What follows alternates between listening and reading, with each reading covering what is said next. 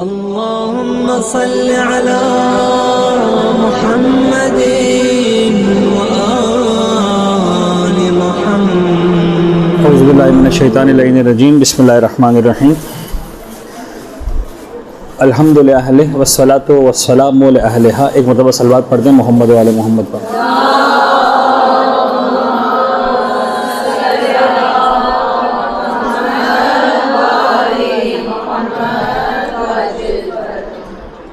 एक चीज़ जो अब मेरा ख़्याल है कि आप यकीनन पढ़ चुके होंगे, यानी जितना माशाल्लाह आप लोग मैंने देखा है अब तक ख़वातीन में इबादत का शौक़ और इस हवाले से एक तो मेरा एक अंदाज़ा है कि आप में से अक्सर ये बातें सुन भी चुके होंगे, सीख भी चुके होंगे और यकीनन अमल भी शुरू हो चुका होगा। लेकिन ये सोच कर कि मुमकिन अभी भी कुछ ऐसे स्टूडेंट्स हों कि जिन्होंने इन चीज़ों को ना देखा हो, तो मेरा दिल चाह रहा है कि थोड़ा सा इसको डिस्कस करूँ। अब मुझे याद नहीं आ रहा इसलिए कि रजब के आगाज़ में कुछ जगहों पर मैंने क्लासेस ली थी, तो कुछ रजब की खुसूसियात और शाबान की खुसूसियात बयान की थी। आया यहाँ पर ऐसा डिस्कशन हुआ था हमारा? कुछ भी नहीं हुआ था। चलिए थोड़ा सा इसको हम देख लेते हैं। रजब का, शाबान का और रमज़ान का ये 3 महीने हैं।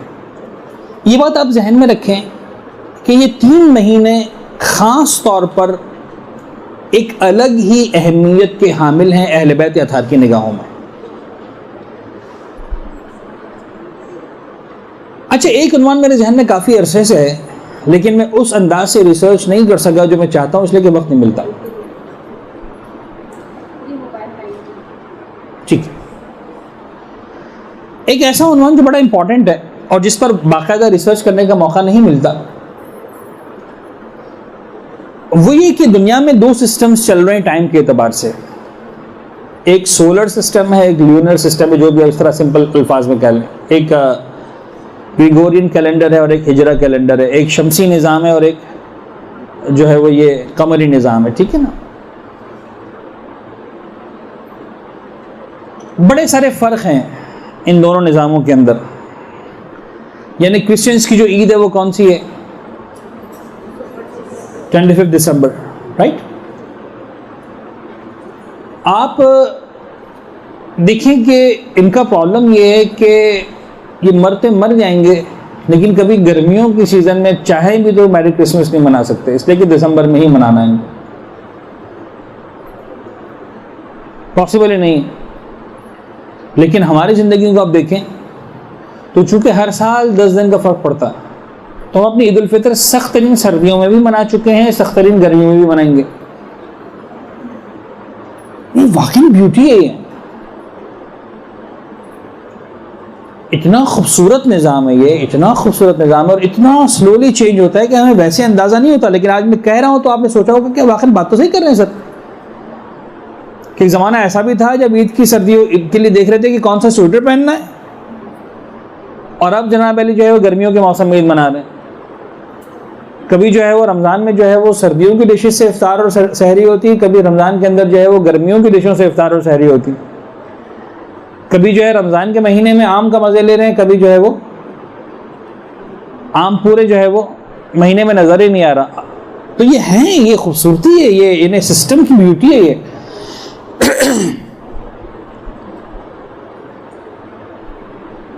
कभी आपकी जो है वो सुबह की नमाज जो है वो 4 बजे, 4:30 बजे, 5 बजे हो रही, कभी जो है सुबह 6 बजे, 7 बजे हो रही। बज़ाहिर बड़ा मुश्किल लगता है गर्मियों का रोज़ा, लेकिन आप देखें कि सर्दियों में परवरदिगार आलम कितनी सहूलत देता है हमें। पूरी रात देता है सोने के लिए कि ठीक है तुम पूरी रात सो जाओ, अब फजर की नमाज के लिए जागो। तो ये सारी चीज़ें कभी इस पर रिसर्च हो कि इनके डिफरेंसेस क्या है, इसकी ब्यूटीज़ क्या है, और इंसानी नफ्सियात पर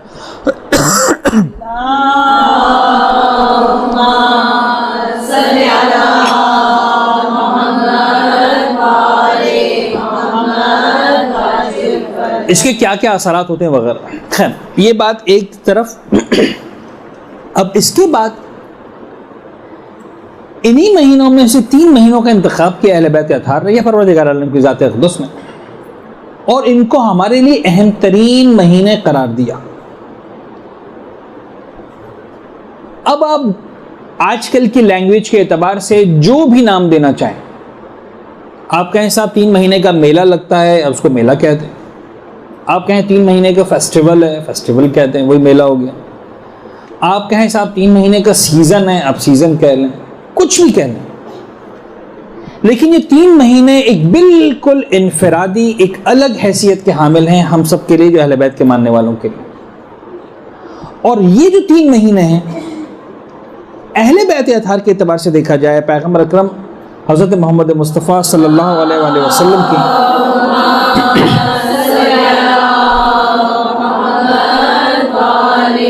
ज़ात अक़दस के एतबार से देखा जाए, उनकी तालीम और तरबियत के एतबार से देखा जाए, तो हमारी जिस्मानी नशो नुमा के महीने नहीं हैं, ये हमारी रूहानी नशो नुमा के महीने। मैं आमतौर पर 2 एग्जाम्पल्स दिया करता हूं। अब देखिए कि एक एग्जाम्पल में देता हूं स्टूडेंट्स की, एक एग्जाम्पल में देता हूं बिजनेसमैन की, ताजिर की। स्टूडेंट्स होते हैं, आपके पास कैटेगरीज होती हैं स्टूडेंट्स की।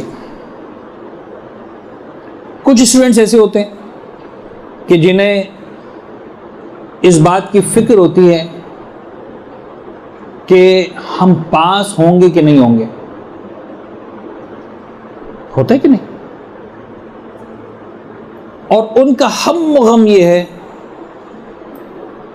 कि खुदा करे पास हो जाए,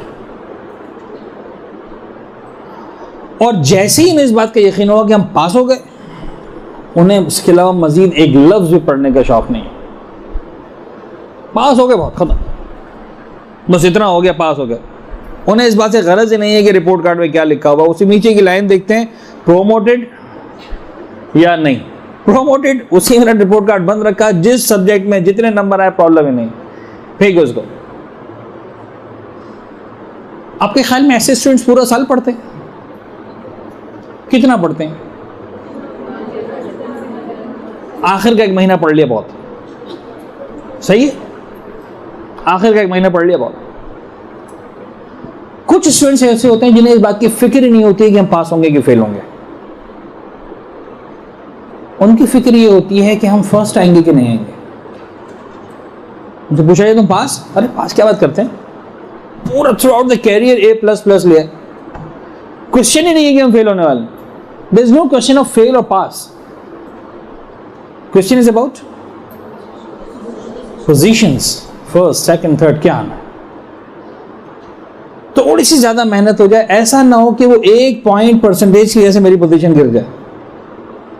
उसे पास फेल के लिए नहीं लड़ना, उसको पास फेल के लिए नहीं पढ़ना, उसको पढ़ना किसके लिए? उस 1.1 के लिए, उस 1.2 के लिए, उस 1, 3 या 4 मार्क्स के लिए, जिसकी वजह से पोजीशन ऊपर नीचे होने वाली। आपका क्या ख्याल है, ऐसा स्टूडेंट सिर्फ 1 महीना पढ़ता है? पूरे साल पढ़ता है। तो वो जो स्टूडेंट्स के लिए पढ़ाई की मिसाल है ना, वो रूहानियत के मैदान में कामयाबी के लिए रोजे की एग्जाम्पल है। जो रोजा है ना, उसी की एग्जाम्पल। अब आप इस पूरी एग्जाम्पल को फिट कर ले रोजे के सिस्टम पर जो हमारे पास अहले परवरदिगार आलम ने दिया। खुदा ने मुताल किसी को फेल होते तो नहीं देखना चाह रहा, लिहाजा आखिरी महीने में तो खुदा ने गोया डंडा हाथ में उठा लिया, खबरदार रोजे रखने ही रखना है रमजान के महीने। यानी आप पता है कि अगर तुमने साल में ये 30 रोजे 29 रोजे में नहीं रखे तो तुम फेल हो। खुदा कह रहा है मैं फेल तो नहीं होने दूंगा,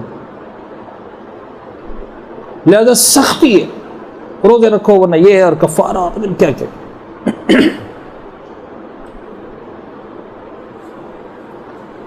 तो ये जो सिर्फ 1 महीने के रोजे रखते हैं वो कौन रखते हैं?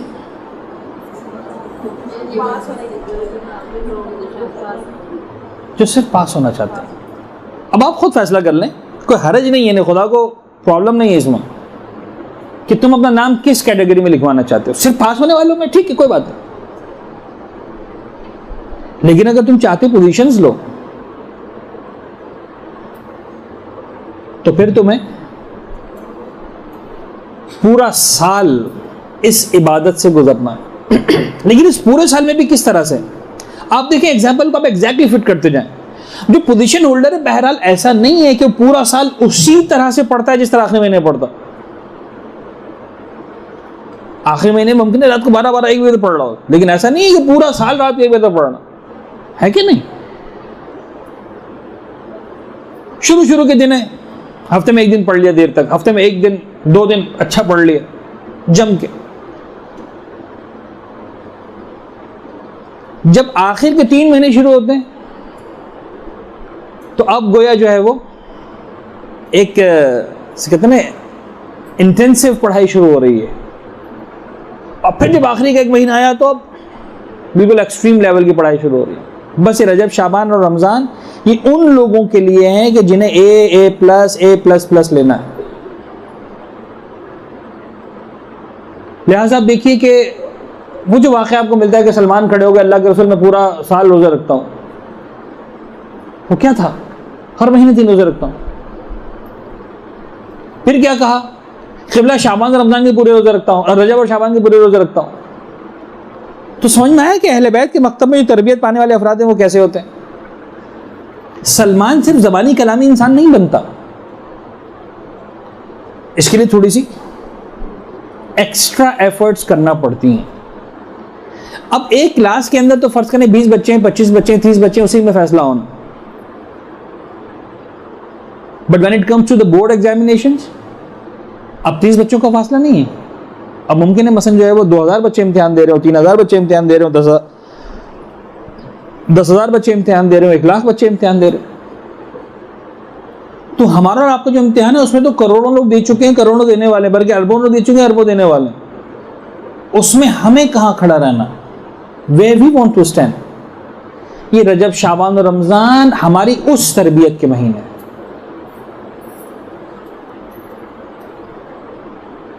लिहाजा आप देखिए कि इस 3 महीनों के लिए जो मिजाज अहले बैत नजर आया, वही नजर आया कि दुआओं की भरमार है इसके अंदर।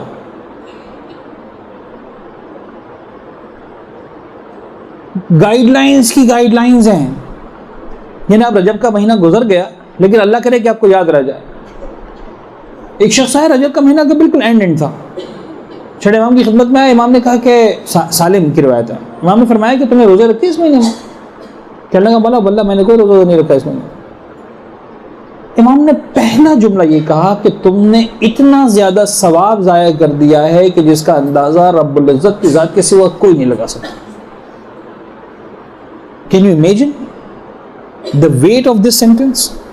रब्बुल इज़्ज़त की ज़ात के सिवा किसी को अंदाज़ा ही नहीं हो सकता कि तुमने कितना सवाब मिस किया।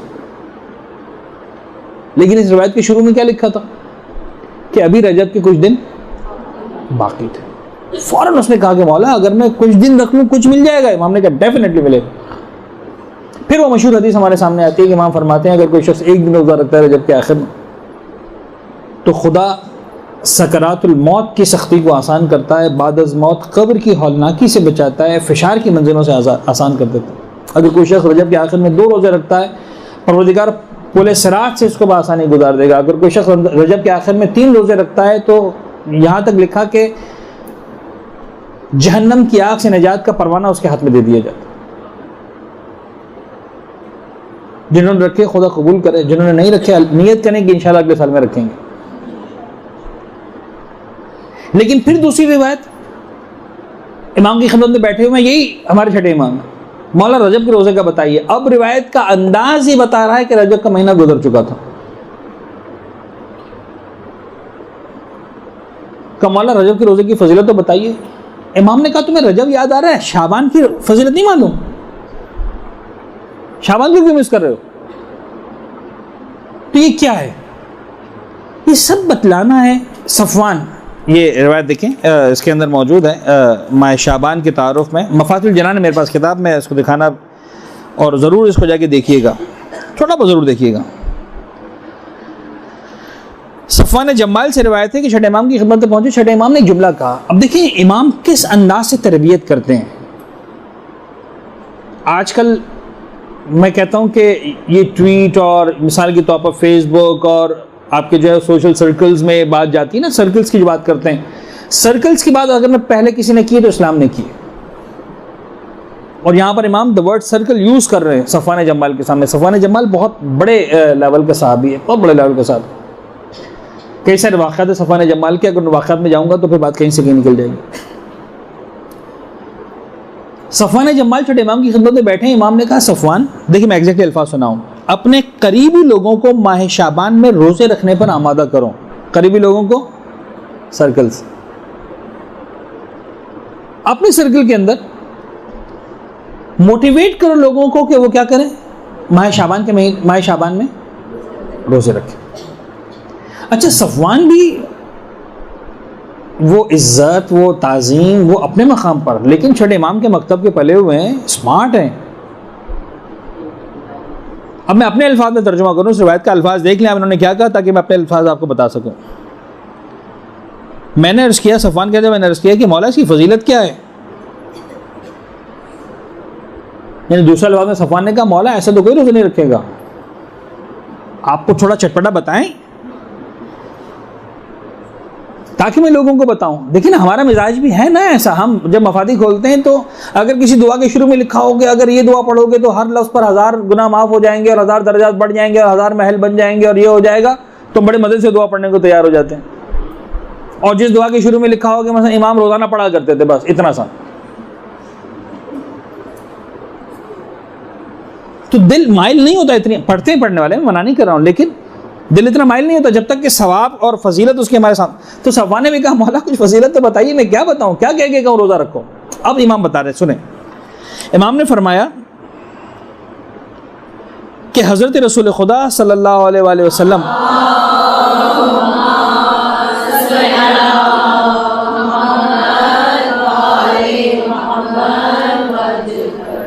जब शाबान का चांद देखते तो आपके हुक्म से एक मुनादी ये निदा करता। अब देखिए, पैगंबर बाकायदा एहतिमाम कर रहे हैं। छठे इमाम फरमा रहे कि ये बताओ बात लोगों को, ये बात रियल है, ये कोई इमाम जो है हिकायत नहीं सुना रहे, कोई किस्सा नहीं सुना रहे, एक तारीखी हकीकत है जिससे सफवान को आगाह कर रहे हैं कि सफवान जाके तुम लोगों को इस बात पर बताओ और उनको आगाह करो कि ये हकीकत है। पैगंबर क्या करते थे, जब शाबान का चांद नजर आता था बाकायदा एक फर्द को हायर करते थे। आजकल जिस तरह हम लोग SMS करते हैं, ट्वीट करते हैं, मैसेजेस करते हैं और बात सैकड़ों हज़ारों लोगों तक पहुंचती है। उस ज़माने में क्या सिस्टम होता था कि मुनादी हुआ करते थे, जो गलियों में निकलते थे, महलों में निकलते थे, ढोल पीटते थे, लोग जब जमा हो जाते थे तो मैसेज देते थे, भाई फलां ख़ानदान में फलां शख्स का इंतकाल हो गया, सबको पता चल जाए। हाजरीन गायबीन को इत्तला देते, फिर दूसरी गली में जाता था, वहाँ पर ऐलान करता था, फिर तीसरी गली में जाता था, पूरा दिन उसका काम ही होता था कि शहर के लोगों को इत्तला दे। तो पैगंबर बाकायदा एक मुनादी को हायर करते थे, जाओ जाके निदा दो। और ये क्या निदा देता था पूरे मदीने में, एक एक महल्ले में जाकर पैगंबर का एक मैसेज था जो पूरे अहले मदीना को सुनाता था। Now look at this message. मुनादी निदा करता था, ए अहले मदीना, मैं रसूल खुदा का नुमाइंदा हूँ और उनका फरमान है कि शाबान मेरा महीना है, खुदा उस शख्स पर अपनी रहमत नाजिल फरमाए जो इस महीने में मेरी मदद करे, यानी रोज़ा रखे। अल्लाह अकबर। बज़ाहिर बड़ा अजीब है, यानी शेख अब्बास ने अगर रिवायत न लिखी होती तो शायद इतना बयान करना भी आसान नहीं होता कि पैगंबर इज आस्किंग फॉर हेल्प। यानी मुझसे और आपसे पैगंबर कहें कि ए मेरे मानने वाले मेरी मदद कर, हम क्या करने को तैयार हैं? यानी वाकई क्या करना चाहिए हमें? हम कहेंगे मौला हमारी जान कुर्बान, हमारे माँ बाप कुर्बान, हमारी औलाद कुर्बान, हमारा माल कुर्बान, हमारा सब कुछ, हमारी हस्ती सब कुछ कुर्बान। पैगंबर फरमाने लेसन मुझे कुछ नहीं चाहिए, एक काम करो, मेरी हेल्प करना चाहते हो, शाबान के महीने में रोजे रखो। ना व्हाट इज द रिस्पॉन्स? क्या होना चाहिए रिस्पॉन्स?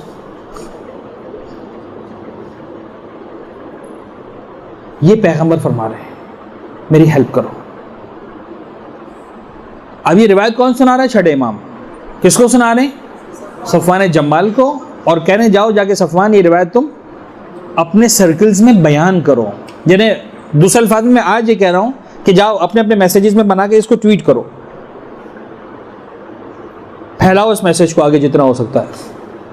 गोया ये पैगंबर के मुनादी का काम तुम अंजाम दे रहे हो, गोया छठे इमाम के दौर के सफवान जम्माल का काम तुम अंजाम दे रहे हो। और आगे सफवान कहते हैं कि छठे इमाम ने फरमाया कि अमीरुल मोमिनीन अली इब्न अबी तालिब अलैहिस्सलाम फरमाते थे,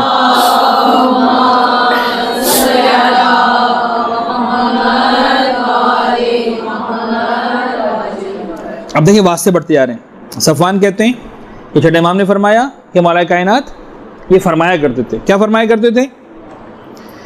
जब से मुनादी रसूल ने ये निदा दी है उसके बाद शाबान का रोज़ा मुझसे क़ज़ा नहीं हुआ, और जब तक ज़िंदगी का चिराग गुल नहीं हो जाता ये रोज़ा मुझसे तर्क ना होगा। ये मौला कायनात का रिस्पॉन्स है पैगंबर की इस निदा के बाद।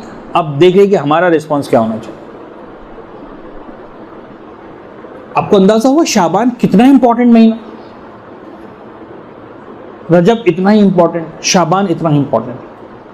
अच्छा, रोज़ा रखने के बाद एक तो हो गई इस महीने की जो अहम तरीन इबादत, अगर आप कैटेगराइज करें, लिस्ट करें तो रोज़ा।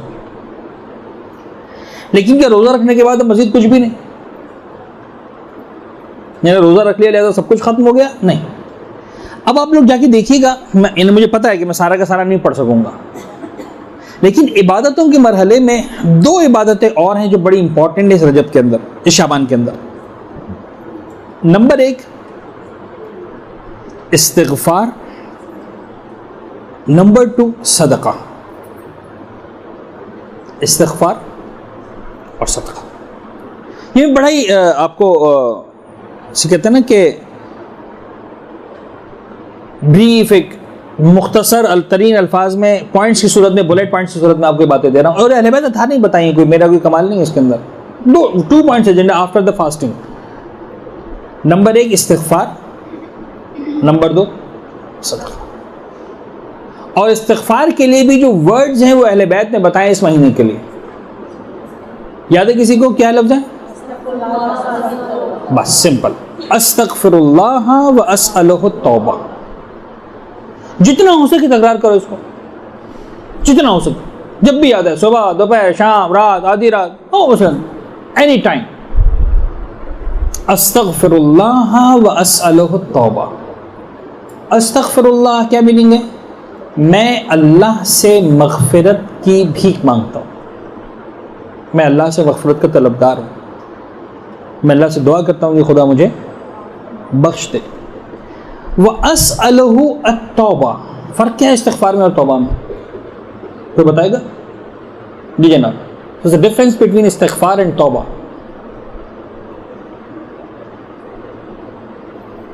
बस आज के बाद अब जब दुआ मांगें तो उसकी मीनिंग जहन में होना चाहिए। अस्तग़फ़िरुल्लाह, अल्लाह से मग़फ़िरत तलब कर रहा हूँ, व अस्अलुहु अत-तौबा, और मैं उससे दुआ कर रहा हूँ, सवाल कर रहा हूँ कि मुझे तौबा नसीब करे। क्या मतलब? तौबा मीन्स पलटना, बरगश्त। यानी आज तक मसलन बेपर्दगी की तो आज तक के लिए इस्तिग़फ़ार है, कल के लिए इस्तिग़फ़ार नहीं, कल के लिए तौबा है। तौबा ये कि आप बेपर्दगी से पर्दे की तरफ पलट आओ। यानी आज तक का मामला तौबा के जरिए, यानी इस्तिग़फ़ार के ज़रिए हल करो, आज के आगे का मामला तौबा के ज़रिए हल करो। तौबा का मतलब ये है कि अब मैं रिपीट ना करूं, मैं खुदा से दुआ कर रहा हूं कि अब मुझे पलटने की तौफीक दे दे, कि जिस रास्ते पर मैं चल रहा था अब तक, जिसकी मैं माफ़ी मांगनी पड़ रही है, झूठ बोलता रहा, म्यूज़िक सुनता रहा, मिसाल के तौर पर माँ बाप के साथ बदतमीज़ी करता रहा, शौहर के साथ मसलन बदतमीज़ी होती रही, इंसान को एहसास तो हो जाता है ना, ये नहीं होता एहसास कि मसलन हमारी बात से हमारा बाप चिढ़ रहा है, हमारी बात से हमारा भाई चिढ़ रहा है, हमारी बात से हमारा शौहर चिढ़ रहा है। एक दिन, दो दिन, तीन दिन, इंसान को अंदाजा तो है। आज तक के लिए तौबा इस्तिग़फ़ार, कल के लिए तौबा। ये है डिफरेंस कि अब मैं पलट जाऊं अपने अमल से, उस अमल को छोड़ दूं जिस पर आज तक करता रहा, चलता रहा, अमल करता रहा। वो अस्अलुहु तौबा, ये दुआ मांगे और सिर्फ ज़बानी कलामी ना हो, कोशिश करें कि अपने अमल में इसको लेकर। अस्तग़फ़िरुल्लाह व अस्अलुहु तौबा।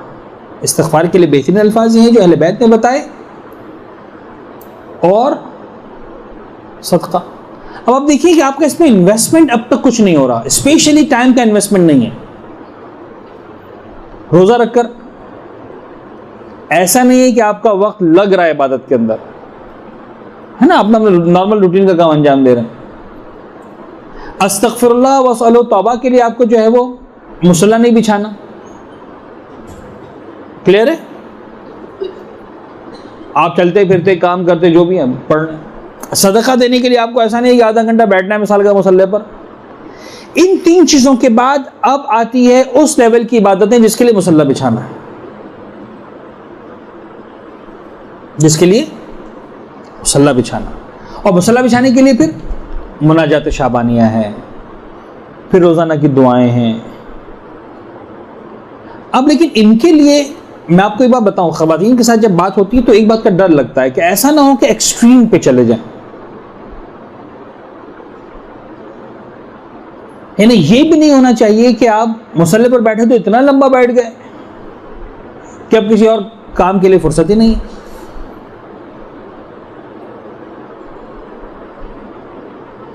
घर में बच्चे भूखे प्यासे हैं, मसला नहीं, हम तो मुसल्ले पर बैठे हैं। शौहर को चाय चाहिए नहीं, साहब आप चाय बना के खुद पीजिए, मेरे लिए भी दीजिए, मैं तो दुआ पढ़ लेंगे।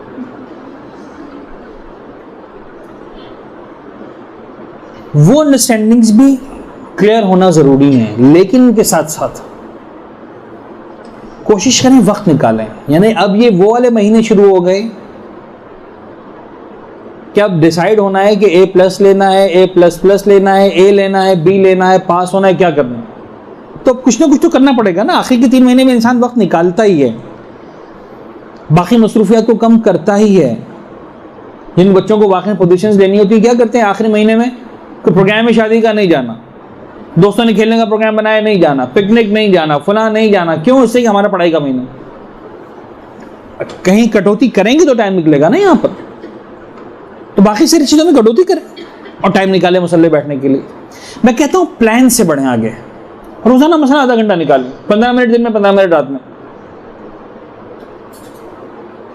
20 मिनट दिन में, 20 मिनट रात में, ज़्यादा नहीं। जितना नॉर्मल करते थे प्लस 20 मिनट्स प्लस 15 मिनट्स। बहुत ज़्यादा करेंगे तो बदहज़मी हो जाएगी, नहीं कर पाएंगे। याद रखिएगा, नहीं कर पाएंगे। जिस तरह इंसानी जिस्म की एक इस्तिताअत है ना, अगर आप फर्ज करने बहुत ज़्यादा फूड खाने के आदी नहीं है और आप एकदम से हैवी खाना शुरू कर देंगे तो क्या हो जाती है? मतली हो जाती है। जो खाया है वो भी क्या की सूरत में निकल जाता है, ज़ाया हो जाता है। बिल्कुल इसी तरह इबादत में भी इंसानी रूह इतना ज़्यादा एक्सेप्ट नहीं कर सकती एक साथ। एकदम से करने जाएंगे नहीं बर्दाश्त कर सकेंगे। और जिस्मानी क़य वो है जो समझ में आती है, रूहानी क़य समझ में भी नहीं आती कि अब मेरे साथ हो क्या रहा है। लिहाजा लिमिट्स में रहते हुए ना अपने सिस्टम को डिस्टर्ब करें, ना अपने घर वालों को डिस्टर्ब करें, ना अपने फैमिली सिस्टम को डिस्टर्ब करें, लेकिन इबादत में कुछ न कुछ बेहतरी लाएं, कुछ न कुछ बढ़ाएं। और अब इसके बाद एक रिवायत बड़ी इंपॉर्टेंट है। यह रिवायत आपको मिलेगी माह रजब की पहली रात के अमाल में। माह रजब की पहली रात के अमाल,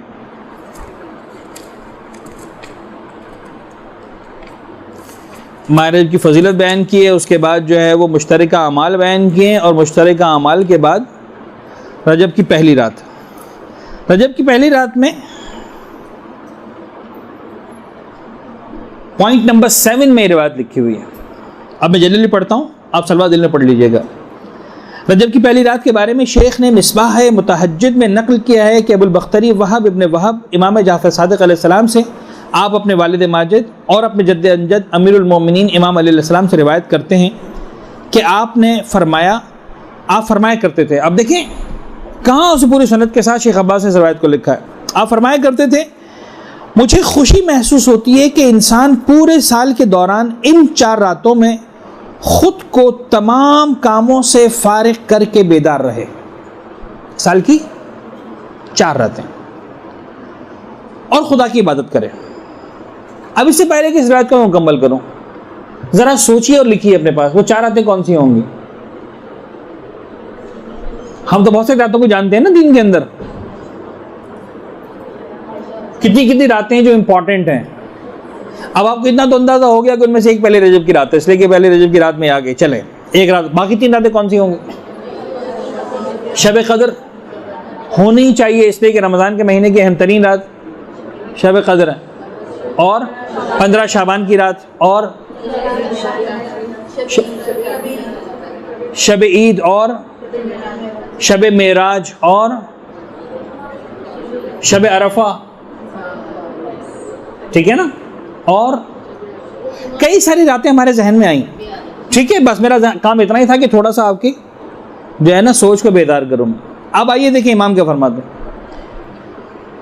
न इसके अंदर शब कदर का तस्करा है, न इसके अंदर शब मबअस शब मेराज का तस्करा है, न इसके अंदर शब अरफा का तस्करा है, न लैलतुल रगाइब का तस्करा है। फिर वो 4 रातें कौन सी हैं? एक रात तो हो गई फर्स्ट रजब, बाकी 3 रातें कौन सी हैं? तो इनमें से एक 13 रजब भी नहीं, इनमें से एक रात है ईद उल ज़ुहा की रात, यानी शब अरफा के एक रात बाद ईद उल अज़हा की रात। ईद उल अज़हा की रात अभी शायद यहाँ रहने वालों को समझ में ना आए, ये हाजियों को समझ में आएगी। अहम तरीन रात अगर पूरे हज के अंदर है तो कौन सी है? जब अरफात के मैदान से निकलो, मिना के मैदान में जाना है 10 ज़िलहज को सुबह, 9 ज़िलहज को मगरिब के अज़ान पर अरफात का वक़ूफ़ ख़त्म हो गया, 10 ज़िलहज को सुबह सूरज निकलने के बाद मिना के मैदान में कंकर भी मारने हैं और कुर्बानी भी होनी है और सर भी मुड़वाना है वगैरह, हराम से फारिग होना है।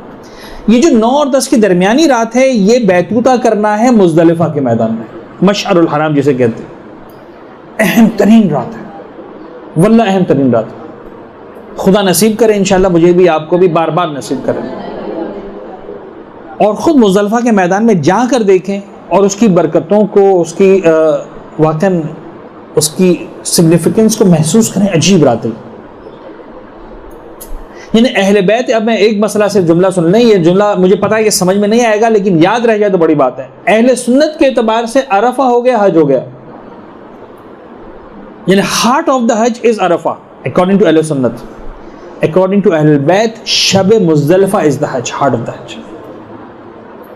ज़हन में रखिएगा, ज़हन में रखिएगा। अहले बैत के एतबार से अरफा इज नॉट द, है बहुत इंपॉर्टेंट है, कोई शक नहीं, लेकिन बहरहाल अरफात से भी एक कदम से ही आगे कौन सी रात है? मुज़दलिफ़ा की रात, इतनी इंपॉर्टेंट।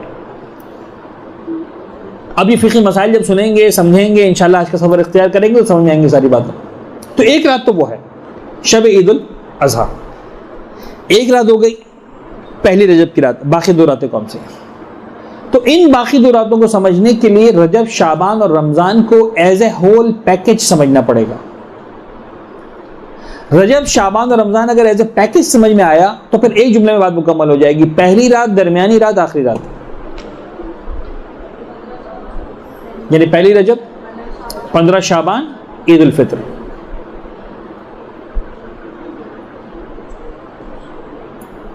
आप देखिए इन 3 महीनों में ये 3 रातें इस तरह से आ रही। बज़ाहिर शव्वाल की रात बढ़ जाती पहली हो, लेकिन मेरे एतबार से वो शव्वाल की रात नहीं है, वो रमज़ान की इख्तितामी रात है।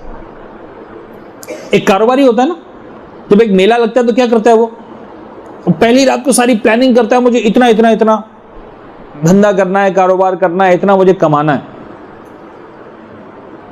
फिर दरमियान में एक रात बैठकर वो हिसाब किताब करता है कि साहब मैंने जितना सोचा था उतना कमा लिया कि नहीं कमाया। और जब शामियाने हट जाते हैं, मेला चला जा मुकम्मल हो जाता है, सारे के सारे ग्राहक चले जाते हैं, तो अब वो आखिरी रात जो उसूलन मेला खत्म हो चुका होता है उसूलन, लेकिन अब वो बैठकर हिसाब किताब करता है कि मैंने जितना कमाया था उतना कमाया कि नहीं। बस ये 3 रातें समझ लिया।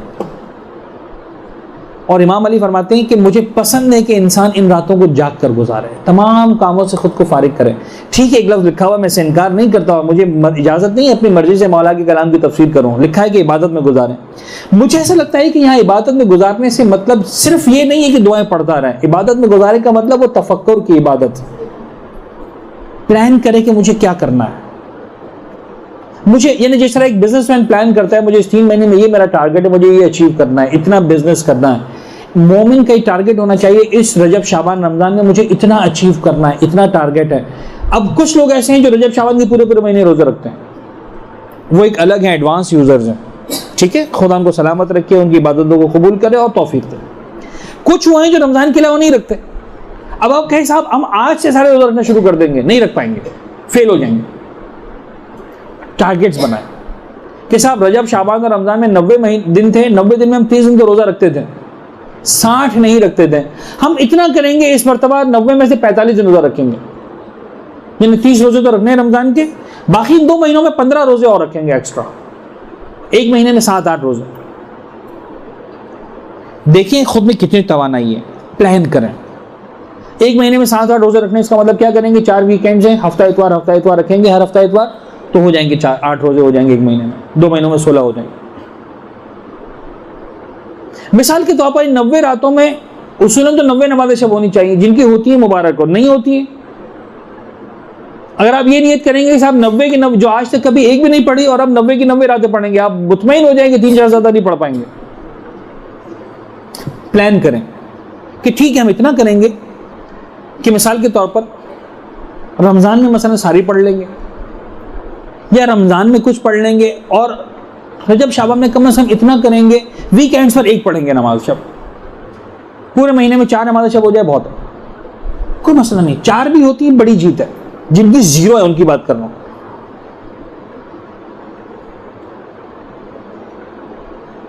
कुछ लोग हैं जो सिर्फ रमजान के 1 महीने में 3-3, 4-4, 6-6, 8-8 कुरान खत्म करते हैं, कुछ ये पढ़ ही नहीं पाते हैं। चलें बाबा, रमजान रजब शाबान रमजान में मिलाकर 1 मरतबा कुरान मजीद खत्म करेंगे शुरू से आखिर तक। मैं उनकी बात कर रहा हूं जो कहां खड़े, 0 पे खड़े, जो पढ़ते ही नहीं है।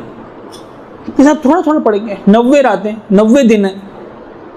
अगर इस पूरे कुरान को मिसाल के तौर पर फर्ज कर लें 300 सफ़े का कुरान, मुझे नहीं पता 500 सफ़े का कुरान है, 600 सफ़े का कुरान है, 600 सफ़े का कुरान का मतलब अगर 90 पे डिवाइड करें इसको तो कितना बनता है, सब इतना बनता।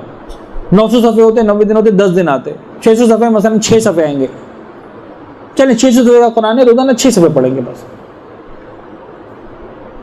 अल्लाह करेगा 7 सफ़े पढ़ेंगे, हो जाएगा पूरा 3 महीने के अंदर। ये प्लानिंग की रात है। 15 शाबान को फिर प्लानिंग को रिवाइव करना है। जो मैंने सोचा था वो किया कि नहीं किया। मैंने सोचा था कि मिसाल के तौर पर मतलब पूरे महीने, इस 3 महीनों के अंदर मिसाल के तौर पर मुझे 20 नमाज़ें शब पढ़नी है, इसका मतलब 15 शाबान आ गई, 10 हो जानी चाहिए। हुई कि नहीं हुई? हुई, खुदा का शुक्र अदा करो। नहीं हुई, अपने साथ रिकमिटमेंट करो कि अब कैसे पूरा करूं इस कोटे को। मैंने सोचा था मसलन मुझे पूरा कुरान पढ़ना है एक शुरू से आखिर तक, तो 15 शाबान तक आधा हो जाना चाहिए था। 15 पारे हुए कि नहीं हुए? अगर नहीं हुए इसका मतलब कोई ना कोई प्रॉब्लम है। I need to revise my planning and so on.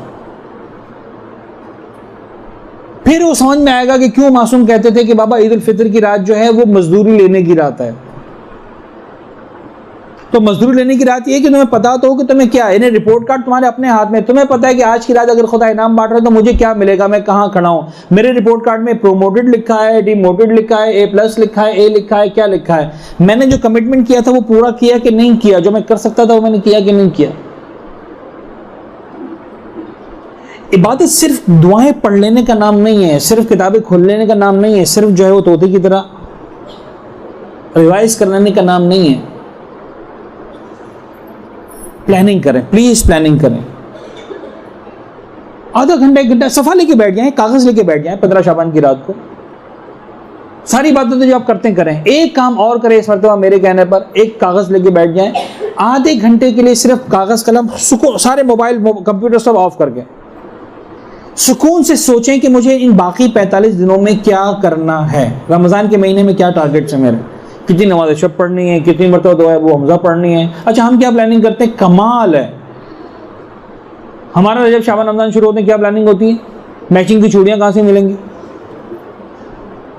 Mehndi किससे लगवानी है, कपड़े इस मरतबा दर्जी को पहले दे देने, कौन सा डिजाइन चल रहा है, कौन सा फैशन चल रहा है। लिसन, है कि नहीं है, ये सब ग्राउंड रियलिटीज हैं। क्या वाकई रजब शाबान और रमजान इसीलिए थे? क्या वाकई इसीलिए थे? यानी आज अजीब बात है कि जो हमारे रूहानी बुलंदी और तरक्की के अजीम तरीन महीने थे, आज हमारे दुश्मन की कामयाबी ये है, उसने इस तरह से हमको जकड़ दिया इन चीजों के अंदर।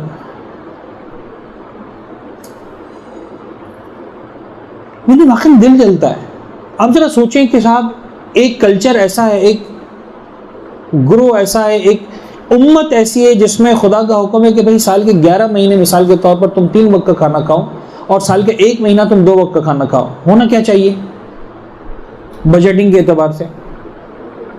अगर 11 महीने मिसाल के तौर पर 15,000 रुपए का बजट था महीने का खाने पीने का, तो उसे 1 महीने में 10,000 हो जाना चाहिए। तो साहब आप एक वक्त का खाना कम हो गया, अगर 3 वक्त का खाना 15,000 था तो 2 वक्त का खाना 10,000 हो जाना चाहिए।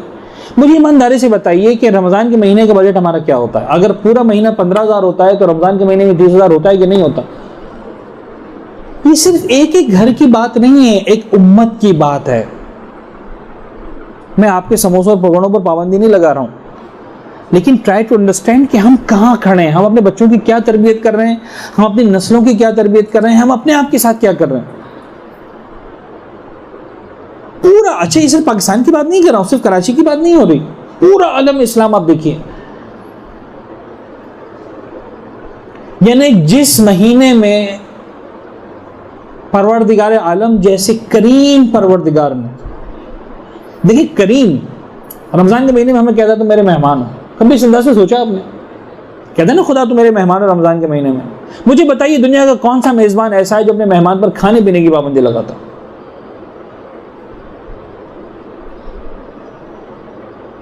है, होगा कभी ऐसा? आप अपने किसी मेहमान को जो आपका बिन बुलाए भी नहीं है, आपने बड़ी इज्जत से उसे अपने घर में बुलाया है, और जब आपका मेहमान बन गए आपने खबरदार खाना नहीं खाना, पानी नहीं पीना। Do you feel it make sense?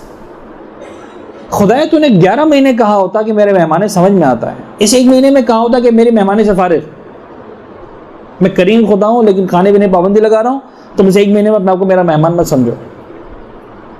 कमाल है, मेहमान बनाया और भूखा पैसा रख रहा है, क्यों?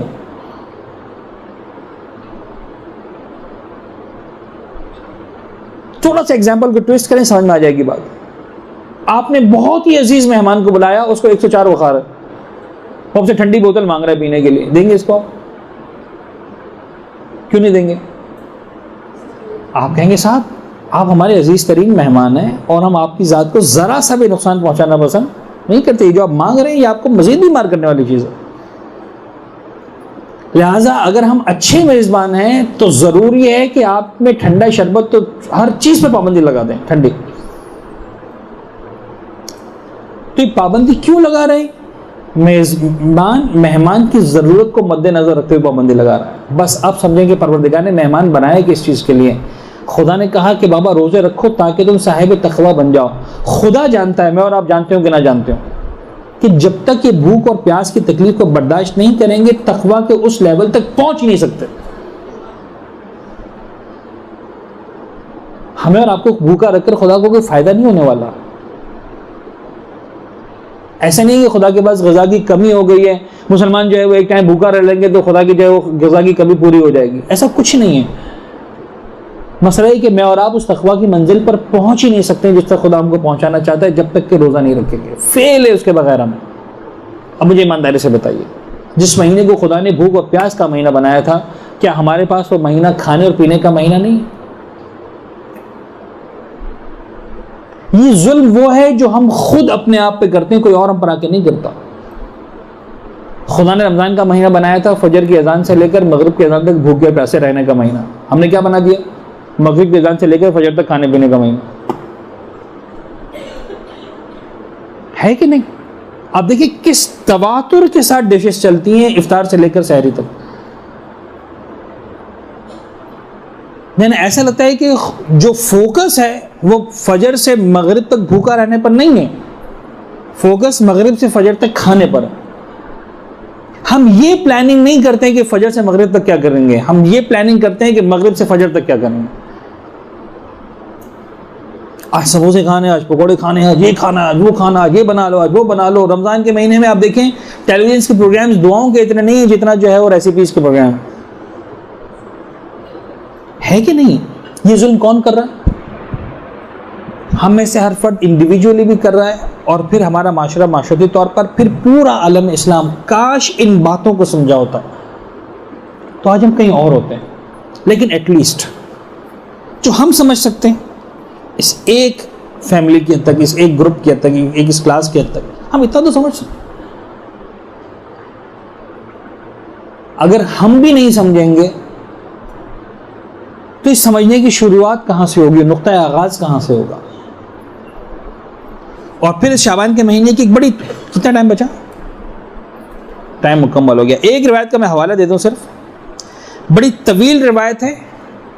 खुद इस मफाती के अंदर ये 1.5, 2.5, 3.5 और तकरीबन 4.5 सफ़े की रिवायत है। और इस रिवायत के आगाज़ में शेख अब्बास ने लिखा है कि खुलासा रिवायत है जो हम बयान करना है, यानी खुद रिवायत का खुलासा है, तो पता नहीं असल रिवायत कितनी लंबी होगी।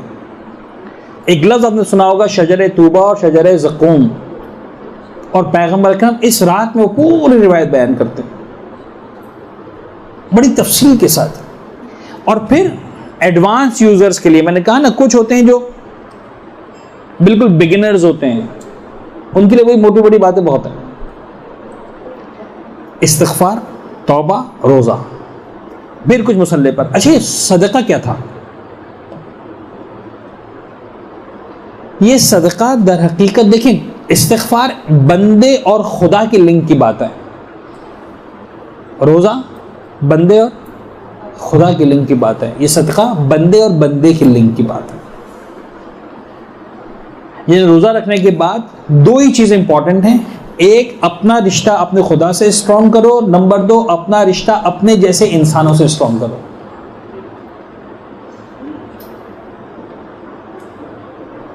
ना खुदा की खातिर बंदों को भूल जाओ, ना बंदों की खातिर खुदा को भूल जाओ। ये सदका ये है, यानी तुम्हारे अंदर इतना हौसला होना चाहिए कि अपनी खून पसीने की कमाई, अपनी मेहनत की कमाई, अपनी ज़रूरत की कमाई जेब में हाथ डालकर दे सको किसी मुसलमान की हेल्प करने के लिए। फिर चाहे तुम्हारा भाई है, बहन है, शौहर है, औलाद है, माँ बाप हैं, रिश्तेदार हैं, पड़ोसी हैं, जो भी। यू शुड हैव इनफ करेज, आप में इतना हौसला होना चाहिए। अगर ये बात समझ में आएगी तो फिर शजर तूबा और शजर ज़क़ूम वाली रिवायत समझ में आएगी, जहां पैगंबर ने इतनी एग्जाम्पल्स दी हैं, वल्लाह अजीब। 2 मोमिनों के दरमियान सुलह करवाई, उसने शजर तूबा की एक शाख को पकड़ लिया, जिसने वालिदैन को खुश किया उसने पकड़ ली। यानी क्या मतलब है? ये तुम्हारी तरबियत है। देखो इस महीने में तुम्हारा एजेंडा ये है, इन चीज़ों को पढ़ लो, जहन में बिठा लो, देखो कहाँ तुम पर फिट होती है। खुश मत हो जाना मैंने रोज़ा रख लिया, मैंने मिसाल के तौर पर जो है वो दिन भर 100 मरतबा तस्बीह निकाल ली, अस्तगफिरुल्लाह सल्लल्लाहु तौबा ख़त्म, 5 रुपए निकाल के सदके के साइड पे कोने पे रख दिए। ये सब बातें इस तरह से नहीं जिस तरह से हम लेते हैं। ऐसा 5 रुपए निकाल के कोने में डाल दिए, सदका हो गया, दिन में सुबह बैठ के अस्तगफिरुल्लाह मुँह हिला लिया, 5 मिनट के अंदर 100 मरतबा तस्बीह निकाल। नहीं, ऐसा नहीं है। It's not like that. You need to strengthen your connection with Allah. You need to strengthen your connection with the humans. Blood relations, सिले अरहम जिसे कहते हैं, माँ बाप, भाई बहन, दोस्त अहबाब। अगर वाकई इन चीज़ों को हम जिंदगी में लाएंगे तो यूँ समझ लीजिए कि हमने रजब व शाबान और रमज़ान का हक अदा किया।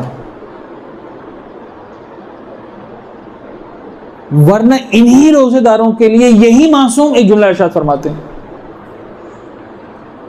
इमाम फरमाते हैं कितने रोजेदार ऐसे हैं कि जिनका रोज़ा उन्हें भूख और प्यास के सिवा कुछ नहीं देता। कि किन की बात कर रहे हैं? रोज़ा रखने वालों की या ना रखने वालों की? मेरे और आपकी। जो रोज़ा रखने वाले हैं, जो रोज़ा नहीं रखते उनकी बात नहीं हो रही, रोज़ा रखने वालों की बात हो रही। यानी इतना तो है कि रोज़ा रख रहा है, फिर भी मासूम ये फरमाते हैं कि उसका रोज़ा उसे भूख और प्यास के सिवा कुछ नहीं देता। The only thing he is getting और she is getting is the hunger and thirst, that's it. सिर्फ भूख, सिर्फ प्यास। तो ये हमने डिसाइड करना है कि इस महीने में हमने जो है वो सिर्फ भूख और प्यास लेनी है। बल्कि अब तो भूख और प्यास भी नहीं, तो इतना खाते हैं कि बदहज़मी होती है रमज़ान के महीने में। तो प्लीज़ रिवाइज करें अपनी प्लानिंग्स को। हमें किस चीज़ को प्लान करना है इन दिनों में? आया आपने कपड़े और ज्वेलरी और मेकअप और उसको प्लान करना है जो हमारी ज़ाहिरी बनाव संघार है, या अपनी उस स्पिरिचुअल ब्यूटी को, अपनी उस इनर ब्यूटी को प्लान करना है कि जिसके लिए दर हकीकत परवरदिगार आलम ने इन महीनों को एक नेमत बनाकर हम सबको दिया। वाखिर दावाना अल्हम्दुलिल्लाह रब्बिल आलमीन। मैं बहुत सारी बातें मैंने सोची थी सरकार सैयद शोहदा के हवाले से, जो विलादत का दिन है नहीं बोल सका, इमाम ज़माना के हवाले से। मैंने कहा था ना कि जब प्लान करके नहीं आते तो आमतौर पर टाइम कम ही पड़ जाता है। लेकिन बहरहाल इस उम्मीद के साथ और इस दुआ के साथ कि परवरदिगार आलम हम सब की जो जो इबादतें जो हम नाक़िस छोटी मोटी कुछ कर पाते हैं, परवरदिगार हम सब की इबादतों को अपनी बारगाह में शरफ़ क़बूलियत इनायत फरमाए। जो इन महीनों को बरतने का हक़ है उस तरह बरतने की, इसका हक़ अदा करने की जिस हद तक हमारे बस में गुंजाइश है, हमारी ताकत में, हमारे तवान में, हम सबको परवरदिगार तौफ़ीक़ इनायत फरमाए और हमारी कोताहियों से, लग़्ज़िशों से, गलतियों से दरगुज़र फरमाए। वाक़ई हमें तौबा की तौफ़ीक़ इनायत फरमाए, वाक़ई हमें सदका देने वालों की फ़हरिस्त में शामिल करवाए, वाक़ई रोज़ा रखने वालों की फ़हरिस्त में हमारा नाम शामिल हो। इस महीने की बरकतों से पालने वाले मोहम्मद वाले मोहम्मद का वास्ता, इन महीने के मौलूदों का वास्ता, माबूद हम सब के मौला और आका ज़माने के इमाम के ज़ुहूर में ताजील फरमा, हमें शरफ़ दीदार इनायत फरमा, उनके असहाब की और उनके लश्कर के फ़हरिस्त में हम सब का नाम शामिल फरमा। दुआओं की कबूलियत के लिए एक मरतबा सलवात पढ़ दें मोहम्मद वाला।